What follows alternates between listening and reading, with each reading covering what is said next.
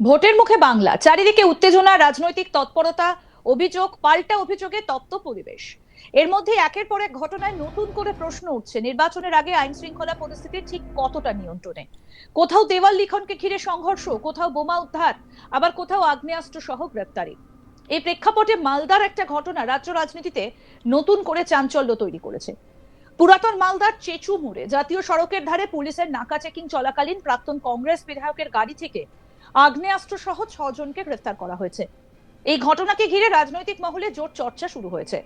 এটা কি নিছকই ভুল, নাকি এর পেছনে রয়েছে বড় কোনো রাজনৈতিক উদ্দেশ্য? শনিবার সন্ধে ভোটের আগে রুটিন মাফিক তল্লাশি চালাচ্ছিল পুলিশ। পুরাতন মালদার 12 নম্বর জাতীয় সড়কের ধারে চেচু মোড়ে নাকা চেকিং চলছিল। সেই সময় একটা স্করপিও গাড়িকে দাঁড় করায় পুলিশ। গাড়িটা ছিল প্রাক্তন কংগ্রেস বিধায়ক মোত্তাকিন আলমের নামে। তল্লাশি চালাতেই সামনে আসে চাঞ্চল্যকর তথ্য। গাড়ির ড্যাশবোর্ড থেকে উদ্ধার হয়েছে একটা পিস্তল। সঙ্গে সঙ্গে গাড়িতে থাকা 6 জন যুবককে গ্রেফতার করা হয়। বাজেয়াপ্ত করা হয়েছে গাড়ি এবং আগ্নেয়াস্ত্র। সবচেয়ে গুরুত্বপূর্ণ বিষয়, সেই সময় গাড়িতে উপস্থিত ছিলেন না প্রাক্তন বিধায়ক নিজে। পুলিশ সূত্রে জানা গিয়েছে ধৃত 6 জনই ইংলিশ বাজার এলাকার বাসিন্দা। ফুলবাড়ি এবং কমলাবাড়ি এলাকা তাদের বাড়ি। তারা সকলেই প্রাক্তন বিধায়কের নিকট আত্মীয়। এই তথ্য ঘটনাটিকে আরো জটিল করে তুলেছে, কারণ এতে পারিবারিক সম্পর্ক এবং রাজনৈতিক পরিচয় দুই জড়িয়ে পড়েছে। এই ঘটনায় সব থেকে বড় প্রশ্ন উঠেছে, উদ্ধার হওয়া আগ্নেয়াস্ত্রটি কি বৈধ ছিল? কংগ্রেসের তরফে দাবি করা হয়েছে পিস্তলটা লাইসেন্স প্রাপ্ত, সেটা প্রাক্তন বিধায়কের ব্যক্তিগত অস্ত্র। ঈদের আগে ব্যস্ততায় ভুলবশত গাড়িতে থেকে যায়।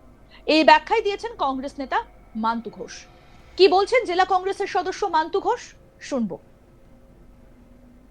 প্রাককালে আপনাদেরই প্রাক্তন কংগ্রেসের মানিকচকের বিধায়ক মোত্তাকিম আলমের গাড়িতে তার নিজস্ব গাড়ি এবং আর্মস নিয়ে কিছু যুবক ধরা পড়েছে, এ বিষয়ে কী বলবেন? আমি আপনাকে বলে রাখি যে আমি গতকাল খবরটা শুনেছি, আমাদের মালদা জেলা কংগ্রেসের সহসভাপতি তথা মানিকচকের কেন্দ্রের প্রাক্তন বিধায়ক মোত্তাকিম আলম সাহেবের গাড়িতে একটা আর্মস ধরা পড়েছে। আপনাদেরকে বলে রাখি যে গতকাল ওটা ওর নিজস্ব আর্মস এবং লাইসেন্সপ্রাপ্ত আর্মস। আপনারা সকলেই জানেন যে পরশুদিন লাস্ট ইফতার পার্টি ছিল, সে তখন তার গাড়ি থেকে যখন নামে তখন আর্মসটা তার গাড়িতে থেকে যায়। স্বাভাবিকভাবে আপনারা সকলেই জানেন যে কালকে মুসলিম ধর্মাবলম্বী মানুষদের ঈদ ছিল, সেই ঈদের সকালে তার গাড়ি নিয়ে তার পরিবারের লোকজনরা ঘুরতে বেরোয় এবং নারায়ণপুরে নাকা চেকিংয়ের পয়েন্টে তার আর্মসটা ধরা পড়ে। মালদা থানার পুলিশ সেটাকে রিকভারি করে রাখে এবং আপনাদেরকে বলে রাখি সেটা সম্পূর্ণ যারা বলছে যে বেআইনি, হ্যাঁ, ওটা তার লাইসেন্সপ্রাপ্ত আর্মস এবং আইনের পথে চলবে, কোর্ট তদন্ত করবে এবং প্রকৃতপক্ষে সামনে চলে আসবে।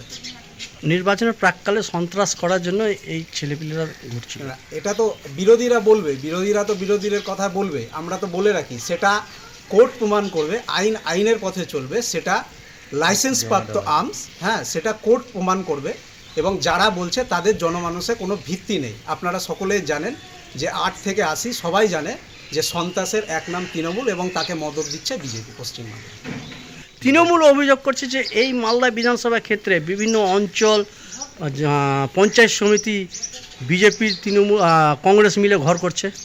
তারাও তো করছে, আমাদের তো একার এই কথা নেই এবং মানুষ সেটাকে তৈরি করে, সে তার গ্রাম পঞ্চায়েতে এবং পঞ্চায়েত সমিতিতে কি কাজ করবে, কাদেরকে নিয়ে করবে, তারা এলাকার মানুষ ঠিক করে। সেইভাবে আমরা আমাদের বোর্ড গঠন করেছি এবং তাই নয় যে তাদের সাথে আমাদেরকে প্রোগ্রামে যেতে হবে, মিটিংয়ে মিছিলে যেতে হবে, সেটা কোনো না। উন্নয়নের ব্যাপারে মানুষ একের পর এক হতেই পারে, এটা নিয়ে কোনো কথা নাই। যারা বলছে, আবারও বলি, তাদের জনমানসে কোনো ভিত্তি নেই।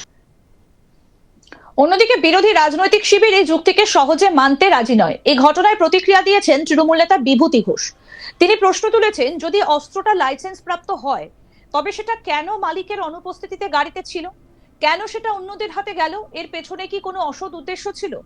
তার বক্তব্যে স্পষ্ট তদন্ত হওয়া উচিত এবং সত্য সামনে আসা দরকার। কি বলছেন তৃণমূল নেতা বিভূতি ঘোষ, শুনবো এবার। যতটা জানি যে নির্বাচন ঘোষণার পর নির্বাচন কমিশন একটা নির্দেশ দেন যে যাদের লাইসেন্সধারী আগ্নেয়াস্ত্র আছে সেগুলো সরকারের কাছে জমা করতে হয়।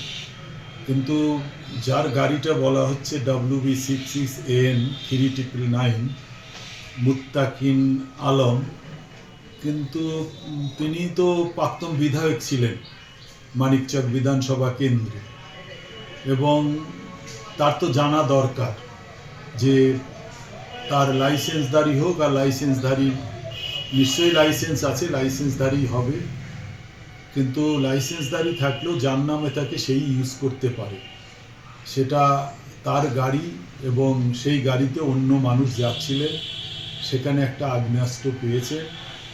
তবে আমার ধারণা এটা বাঞ্ছনীয় নয়, যেহেতু তিনি প্রাক্তন বিধায়ক ছিলেন।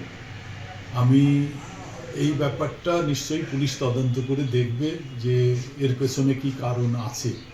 তাছাড়াও কংগ্রেস আর সেই পজিশনে নাই। আমাদের বিধানসভার যেরকম মোষবাথানি অঞ্চল, কংগ্রেস এবং বিজেপি একসঙ্গে পঞ্চায়েত গঠন করেছে।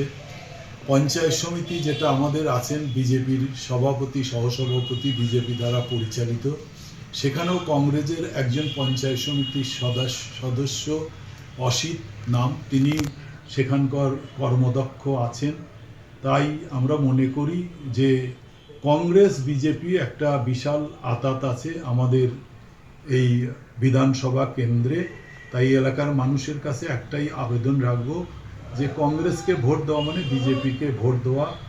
সেই জন্যে আপনারা এটার থেকে সাবধান থাকবেন।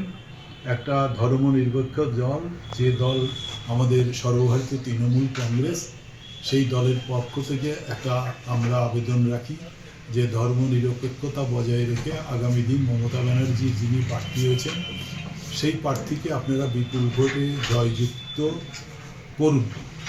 একটা আর্মস লাইসেন্সধারী যার নামে আছে, সে যখন গাড়িতে নেই, নিশ্চয়ই কোনো খারাপ অভিসন্ধি থাকতে পারে। আমি আগেই বললাম যে সেই ব্যাপারটা পুলিশ তদন্ত করবে, তদন্ত করে এটা বের করা দরকার যে কি উদ্দেশ্যে একটা লাইসেন্সধারী আর্মস যার নামে ছিল সে গাড়িতে নাই, অন্য সেই গাড়িটা নিয়ে যাচ্ছেন এবং সেই আর্মসটা তাদের সঙ্গে আছে। এর পেছনে নিশ্চয়ই কোনো রহস্য থাকতে পারে, সেটা পুলিশ উদ্ঘাটন করে। অন্যদিকে কংগ্রেসের বক্তব্য সম্পূর্ণ ভিন্ন। মোত্তাকিন আলমের ঘনিষ্ঠদের দাবি কোনো রাজনৈতিক উদ্দেশ্য নেই, অস্ত্রটা বৈধ, ভুলবশত গাড়িতে রয়ে গিয়েছিল, আত্মীয়রা গাড়িটা ব্যবহার করছিল। এই ব্যাখ্যা যদিও আইনি দিক থেকে কতটা গ্রহণযোগ্য তা নিয়ে প্রশ্ন থেকেই যাচ্ছে। ভারতে আগ্নেয়াস্ত্র রাখার জন্য লাইসেন্স প্রয়োজন, কিন্তু শুধু লাইসেন্স থাকলেই সবকিছু বৈধ হয় না। লাইসেন্সধারীর দায়িত্বে অস্ত্র রাখতে হবে, অন্য কারো কাছে হস্তান্তর করা যায় না বিশেষ অনুমতি ছাড়া। জনবহুল এলাকায় বহনের ক্ষেত্রে সতর্কতা জরুরি। এক্ষেত্রে যদি প্রমাণ হয় যে অস্ত্রটা অন্যদের কাছে ছিল, তাহলে আইনি জটিলতা তৈরি হতে পারে।